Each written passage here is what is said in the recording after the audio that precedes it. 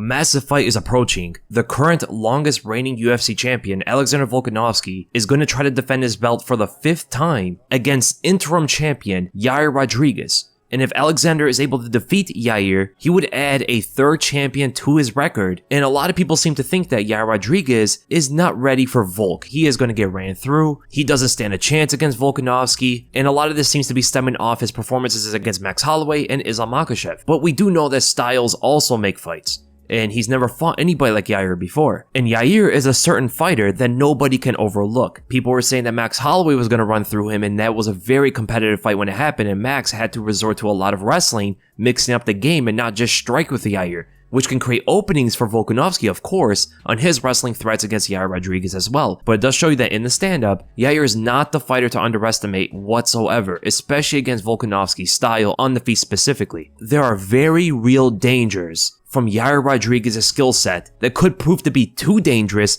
or at least just threatening to Volkanovski's style. Now, firstly, we got a premise that both fighters are going to prepare for each other. Of course, that Volkanovski is going to prepare for the best things that Yair is known for, and vice versa as well. Both guys are going to do their best in capitalizing on what the others don't do, and also addressing the best things that they do. So we're going to start with the biggest thing about the two fighters: Volk's defense against head kicks. Yair Rodriguez is known to be one of the most dynamic kickers in the UFC. He throws kicks at different angles, at very fast speeds, and sometimes can be a bit tricky to defend. And Volk's defense against head kicks worry me the most for him in this specific matchup. Now, just to preface, he has defended head kicks in the correct way in his fights, but there's been an alarming amount of times where he didn't. And the defense that has been shown in the Holloway fights, in the Islam fight, and even pre-UFC, it is worrisome. He tends to block head kicks with one hand, not even the full arm at least. This is not enough of a guard to block Yair's power. Those kicks will still crash right through that partial block. It wouldn't shock me at all if a head kick like this were to knock out Volkanovski, as we saw something similar with like Lyoto Machida knocking out Mark Munoz. Bigger bodies, of course, but Yair is the most powerful kicker that Volk's ever fought in the UFC. He did fight a welterweight. He actually did get head kicked in an uppercut by that guy. Very interesting to see that happen. But Yair's head kicks are extremely powerful. This partial guard is not going to be enough to block multiple of these kind of head kicks. Volk may be able to withstand one or two of these, but they will take their toll. Not only in a potential knockout to happen later, as he could rattle Volk with one of these, but it could also win Yair rounds on the scorecards as well. Volk also likes to turn his head away from kicks, facing away from them as they're coming at him. We've seen this a couple times throughout his career. Islam Makhachev, when he threw up a head kick after he got stunned by the wild exchange. That's another thing. Volk probably doesn't want to get into too much of a brawling exchange with Yair. He seems to get caught the most when he does that, even against guys like Islam or Chad Mendes. Different kind of bodies, different kind of styles. Those are the kind of exchanges that he usually does get touched up in. And Yair is pretty deadly and creative instead of striking exchanges. But when the Islam head kick was coming at him,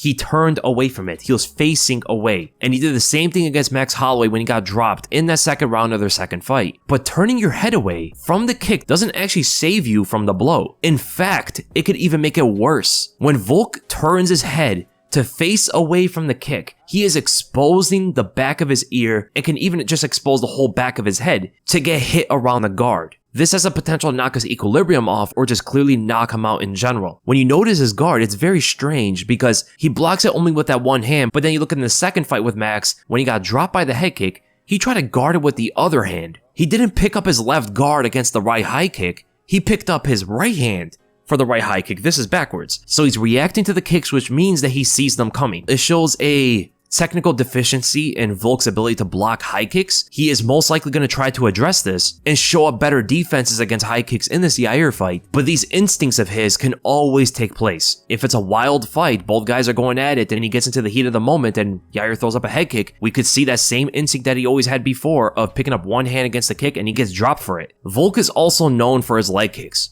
but his stance is wide, leaving him open for leg kicks from the much longer Yair, giving Yair more opportunities to mix up and condition Volk with low, mid, and high attacks. He could come low with a leg kick, land some of those early on into the fight, then off of the leg kicks he can come up high, he can go up with some body kicks, teeps to the body, then come up over the top with a question mark kick using that earlier conditioning front kick as bait. round kicks to the body in the opposite stance because Yair is a switch stance fighter. He can fight evenly in both stances, and this can condition Volk for some head kicks against some of his already deficient defense for those high kicks. Volk does have a pretty interesting entry against longer fighters. He likes to duck into and switch stances to close that distance, shown a lot in the Islam fight. This leaves him completely open to knees on the moment that he is shifting. So as he's shifting or switching stances like this, it causes his stance to open up, creating a big window for interceptions. He did this many times against Islam. Yair fights mostly from long range and forces his opponents to come at him. This can lead Volk to duck inward and shift, just like he did against Islam. Volk has to get inside those kicks, and this might be the technique that he uses to get in. That can leave him very much open to knees to the face, knees to the body, uppercuts, elbows. There's a lot of stuff from Yair Rodriguez that can intercept this big movement. And you might be asking, why didn't any fighter do this to Volk, right? Because he attempted this same entry against Islam Makhachev and even Brian Ortega.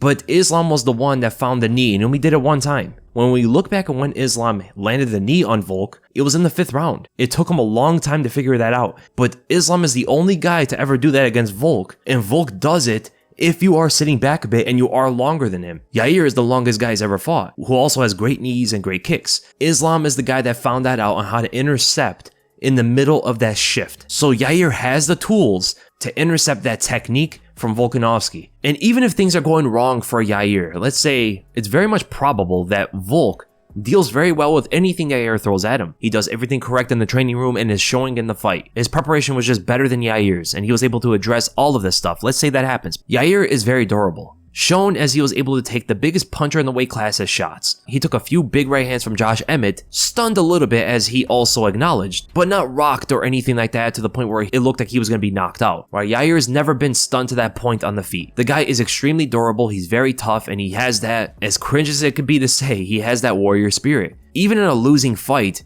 Yair can always find the opening for a creative technique to connect. Harder to pull off on such a focused fighter like Volkanovski though, compared to someone like Korean Zombie with that reverse elbow that he landed. But Yair always has these kind of openings ready for him at any opportunity with the creative techniques that he throws out there. Volk likes the fundamentals. He likes to approach fights very textbook. And some of these creative shots can throw him off. At any moment, even if he is beating Yair, 5th round comes, there's always an opportunity for Yair to find something big. There's something interesting that we were able to see from Volkanovski's fight with Ortega, and that was whenever Ortega faked a kick, Volk acted immediately. He would lean with his position, throw the right hand, which can cause a big target for Yair to attack. There's openings for round kicks to the head and even to the body if he's able to get these kind of reactions out of Volkanovski off of faking kicks, and nobody can do it better than Yair. Yair's ability to condition Volkanovski for many of his attacks is actually something that could be concerning for Volk's camp, because the ways that Yair can do this are limitless. You can only go through so much of them in preparation, but the way that Yair is going to be able to use his traditional background combined with his Muay Thai skills that he's developed, his ability to fake many different kind of kicks to cause Volkanovski to react in certain ways can actually be a huge problem here.